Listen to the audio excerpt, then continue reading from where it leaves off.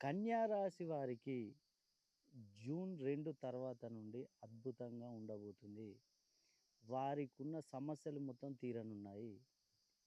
ఎందుకు చెప్తున్నానంటే, గురుడు మిథున రాశి నుండి కర్కాటక రాశిలోకి రాబోతున్నాడు. కాబట్టి ఏమవుతుందంటే, ఈ కన్యా రాశి నుండి గనుక చూసుకున్నట్లయితే, ఇది 11వ స్థానం, లాభస్థానం అవుతుంది. ఈ కన్యా రాశి వారికి ఏ సమస్యలున్నా గూడా మొత్తం రుణ బాధలు గానీ, అదేవిధంగా ఎన్నో సంవత్సరాల నుంచి పెండింగ్‌లో ఉన్న వివాహాలు గూడా ఈ సంవత్సరం జరగనున్నాయి. అదేవిధంగా సంతానం లేని వారికి గూడా సంతానం కలగనుంది. ఉద్యోగం కోసం ప్రయత్నం చేసేవారికి ఉద్యోగాలు లభిస్తాయి. అదేవిధంగా ఉద్యోగంలో ఉన్నవారికి ప్రమోషన్‌లు గూడా లభించే అవకాశం చాలా ఉంది. చాలా సంవత్సరాల నుంచి విదేశీ ప్రయాణాలు చేయాలనుకునే వారికి గూడా ఈ సంవత్సరం చాలా సులువుగా ఉంటుంది. మీరు గనక కన్యా రాశిలో జన్మించి, మీకు గనక సమస్యలు గనక ఉన్నట్లయితే, ఒక్కోసారి మీరు నన్ను సంప్రదించండి.